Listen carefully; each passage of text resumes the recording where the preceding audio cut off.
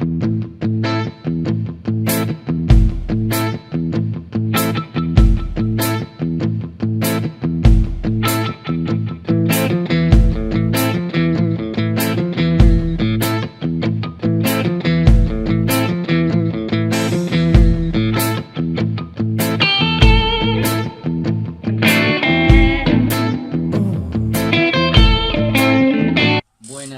tardes, estamos en otro programa, creo yo, en otra introducción de Luces y Sombras de Filosofar.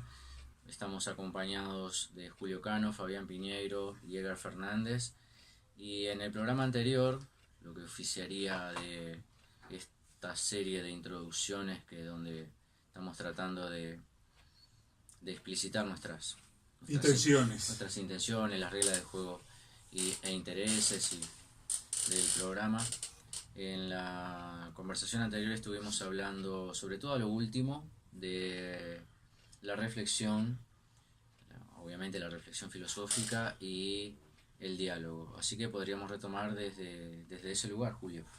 Sí, habíamos dicho que, buenos días, perdón, habíamos dicho que la reflexión era algo así como un detenerse en el flujo del pensamiento y en el flujo de la acción para ver cómo habíamos pensado y cómo habíamos actuado. Esa detención supone mirar, vamos a decir así, metafóricamente, mirar hacia atrás lo dicho y pensado. Es una recursividad, ¿no? En la reflexión entonces hay una recursividad de la acción y del pensamiento. Y nos habíamos eso mismo reflexionado de cómo en la vida cotidiana no podemos estar haciendo esto y que necesitamos momentos para hacer la reflexión, que en el mundo actual resultan muy escasos, cuando no inexistentes. Pero el asunto importante, o más que importante, grave, es que tenemos que hacerlo, porque, como bien dijo Sócrates, una vida sin reflexión, él dice algo así como que no merece ser vivida, pero podemos decir que es una vida que no tiene sentido, donde vamos haciendo cosas más o menos inconexas, vamos pensando en una especie de caleidoscopio permanente, y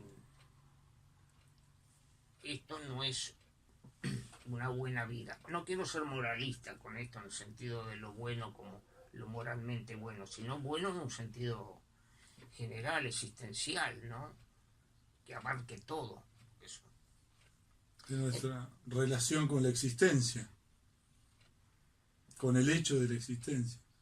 Sí. Yo escuchaba a Julio y pensaba por un momento en la cuestión de la reflexión vinculada a una actitud frente a los problemas de la existencia. Y esos problemas de la existencia son esas incógnitas mayores con las que caminamos por la vida, el sentido de la vida, sí, la cuestión de la muerte, sí, la cuestión del tiempo, pero también esos dilemas pequeños y no tan pequeños que salpican nuestro paso por el tiempo, ¿no? Sí, y que en definitiva la solución de esas pequeñas preocupaciones, de pequeños problemas, también nos van construyendo. O sea que el sentido no está solamente en las grandes preguntas o en la reflexión sobre las grandes preguntas, porque si no, temo yo que sería como intelectualizar el asunto, y yo creo que la reflexión no es para intelectuales en un sentido excluyente.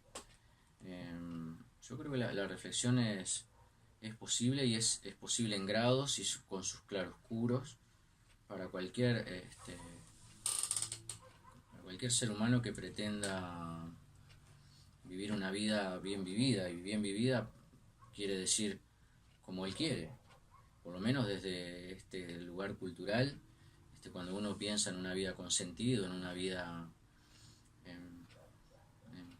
piensa en una vida lo más autónoma posible, y autónoma en el sentido de que es la vida que yo quiero llevar. Y es muy difícil pensar en una vida en esos términos sin reflexión, sin la pausa, sin una vida de ajetreo, de apuro, de mera solución de problemas técnicos, prácticos, donde no hay tiempo para pensar. Es muy difícil que yo pueda llevar una vida que yo quiero. Más bien uno tiene la sensación de que es exactamente al revés. Más bien hay como una especie de colonización del pensamiento a través de los diferentes instrumentos socializantes, pero a su vez hay como una especie de vaciamiento de sentido. Y me parece que además todos nosotros lo vemos en nuestra cotidianidad. Yo creo que es una de las mayores penas que tiene el ser humano hoy, que es el vivir sin saber por qué. La mera solución de problemas creo que no le alcanza a nadie, y eso es parte del sufrimiento de la época. Sí, y esto da pie para que pensemos que cuando decimos que necesitamos existencialmente la reflexión, no quiere decir que esto sea un proceso sereno, lineal. Es muy complejo. Es, como dijiste vos, con claros oscuros, de ahí el nombre de nuestro programa, ¿no? No es fácil. Y precisamente por cuando nos encontramos con las dificultades, cuando nos encontramos con esos obstáculos en el camino, la reflexión viene en nuestra ayuda, pero eso de ninguna manera quiere decir que allane el camino rápidamente. No, a veces encontramos situaciones que son lo que en filosofía se llaman aporías, caminos sin salida. A veces tenemos que hacer, la reflexión puede llevarnos a que tengamos que hacer pausas y dejar un problema como en stand-by hasta que encontremos la solución y tomemos para otro lado. Y eso me resuena mucho a esta idea de a esta asociación más que en sí mismo, esta vinculación entre la reflexión y la resolución de un asunto, ¿no? Recurriendo a cierta semántica que un poco nos prometimos eludir por momentos, el sentido teleológico de la reflexión, el sentido instrumental de la reflexión, ¿no? Si hace un rato, y Edgar un poco me acompañaba en eso, la reflexión se vuelve imperativa en función de la existencia, ¿no? Es una demanda de la existencia. Ahora, es una demanda para la resolución de problemas, pero también es una demanda pulsional, es una demanda del ser, decía Julio. Y decir que la reflexión tenga sentido, aunque remita a un asunto, refiere a un tópico que devenga en una aporía. Porque la reflexión, y esto me parece a mí que está muy desfigurado, la reflexión vale por sí misma. Porque hay algo que me parece a mí que yo siempre le echo la culpa, y me acuerdo cuando digo esto, me acuerdo de Walter Lepore, le echo la culpa a Platón.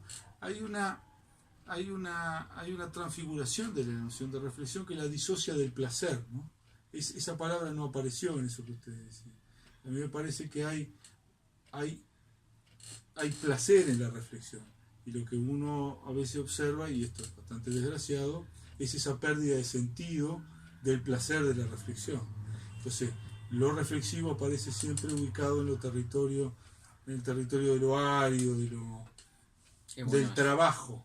Qué bueno eso, qué bueno que plantees eso, porque creo que además en nuestra experiencia como docente, sí, uno lo ve. Sí, que si hay algo que, vamos a decirlo sin demagogia, pero con cautela, pero con la confianza que es nuestra experiencia. Si hay algo que cautiva en la clase de filosofía y hace que la filosofía tenga lugar, un lugar, yo diría privilegiado dentro de la educación, es que en ella vive la reflexión. Y cuando la gurizada, el muchacho es convocado y es motivado a pensar y es invitado y escuchado y se produce ese diálogo mediante y su reflexión tiene lugar, es una cosa, ellos lo viven con extremadamente, no solamente con importancia, sino con mucho placer.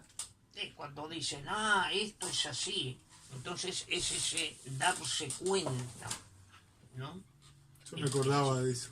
El darse cuenta de que esto es así, ahí sí que se allana el camino, aunque el camino no se allane en la práctica.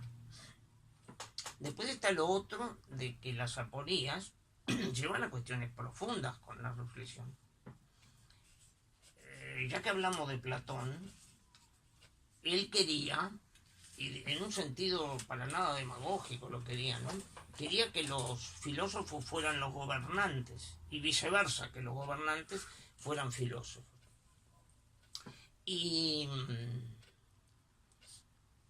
esto tiene que ver con ese asunto de la vida política en cualquier país y en cualquier tiempo en el cual hayan vivido los hombres, en cualquier dimensión histórica, de que nunca se alcanzan por parte de un gobernante soluciones universales, es decir, aceptadas por todos.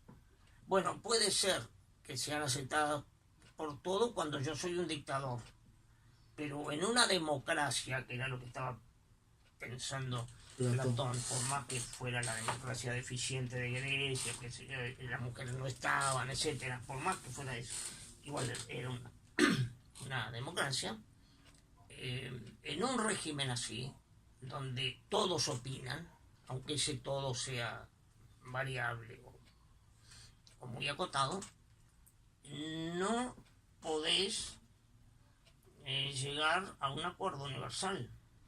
Lo que llegás es a un consenso. Esto nos lleva al otro asunto, al diálogo.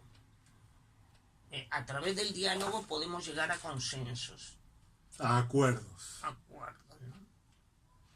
Donde cada uno, como se sabe, afloja un poco, cede para que el conjunto, lo común, vaya avanzando. El tema del diálogo fue muy tratado, muy profundamente tratado por Hegel. Y él, y lo voy a decir muy esquemáticamente, primero, en algún momento de su obra, no importa cuál, porque no viene al caso ahora, dice que los hombres están en un estadio algo así como primitivo donde impera el monólogo. Cada uno tiene su verdad, el otro tiene la suya, y vamos a decir así, forzando la cosa, están como encapsulados, uno acá, el otro allá, la otra allá. Cuando deciden confrontar, pasa eso mismo, confrontan y chocan los monólogos y no se llega a nada, más bien se establece pólemos, la guerra. Pero si se avanza más, se puede llegar a un acuerdo y es cuando aparece el diálogo. Entonces acá, y por eso lo cité a Hegel, que nosotros habíamos quedado en no usar mucho los autores específicos, pero a veces bien al caso, el tema del reconocimiento del otro, para estar a la altura de los tiempos de la otra, Sí. tanto en un caso como en otro, el tema del reconocimiento aparece entre los humanos cuando aparece simultáneamente el diálogo. Pero proviniendo de Hegel, uno sospecha que es un proceso. Digo, Sí. que es un proceso dialéctico. Por supuesto. O sea que para que se produzca el diálogo debimos pasar por estadios anteriores que lo posibilitaron, lo negaron, pero después pudieron pasar a hacer otra cosa mejor, o por lo menos cualitativamente mejor, más madura. Y yo pensaba que el diálogo siempre es muy difícil separar la reflexión del diálogo, ¿no? Metodológica, o sea, sería una definición, un intento de separación muy artificiosa, porque creo que la reflexión casi que es una cuestión de principio, o sea, nadie reflexiona desde la nada y en abstracto.